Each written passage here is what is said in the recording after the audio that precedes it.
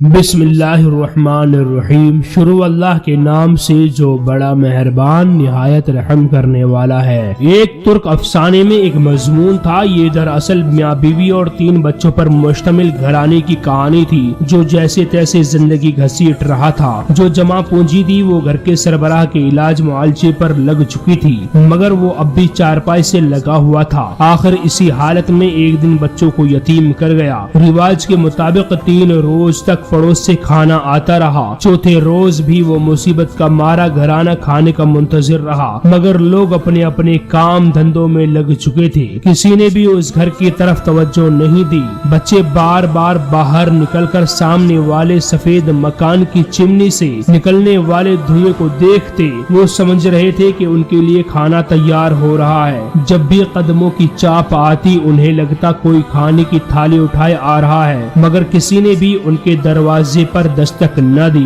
ماں تو پھر ماں ہوتی ہے، اس نے گھر سے کچھ روٹی کے سوکھے ٹکڑے ڈھونڈ نکالے، ان ٹکڑوں سے بچوں کو بہلا پھسلا کر سلا دیا۔ اگلے روز پھر بھوک سامنے کھڑی تھی، گھر میں تھا ہی کیا جسے بیچا جاتا۔ پھر بھی کافی دیر کی تلاش کے بعد 2-4 چیزیں نکل آئیں جنہیں کباڑیوں کو فروخت کر کے 2-4 وقت کے کھانے کا انتظام ہو گیا۔ جب یہ پیسے بھی ختم ہو گئے تو پھر جان کے لالے پڑنے لگے۔ بھوک سے نڈال بچوں کا چہرہ ماں سے دیکھا نہ گیا۔ 7ویں روز بیوہ ماں خود کو بڑی سی چادر میں لپیٹ کر محلے کی پرچون کی دکان پر جا کھڑی ہوئی۔ دکاندار دوسرے گاہکوں سے فارغ ہو کر اس کی طرف متوجہ ہوا۔ خاتون نے ادھار پر کچھ راشن مانگا تو دکاندار نے نہ صرف انکار کیا بلکہ 2-4 باتیں بھی سنا دی۔ اسے خالی ہاتھ ہی گھر لوٹنا پڑا۔ ایک تو باپ کی جدائی کا صدمہ، اوپر سے مسلسل فاقہ۔ 8 سالہ بیٹے کی ہمت جواب دے گئی اور وہ بخار میں مبتلا ہو کر چارپائی پر گر پڑا۔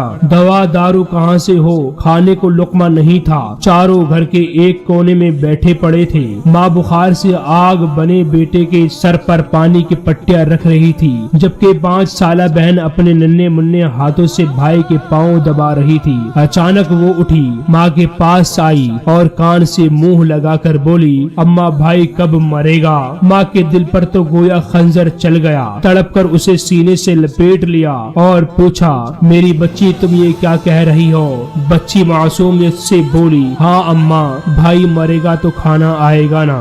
اگر ہم اپنے آس پڑوس میں نظر دوڑائیں تو اس طرح کی ایک چھوڑ کئی کہانیاں بکھری نظر آئیں گی۔ بہت معذرت کے ساتھ کہہ رہا ہوں، ہمارا معاشرہ مردہ پرست ہو چکا ہے۔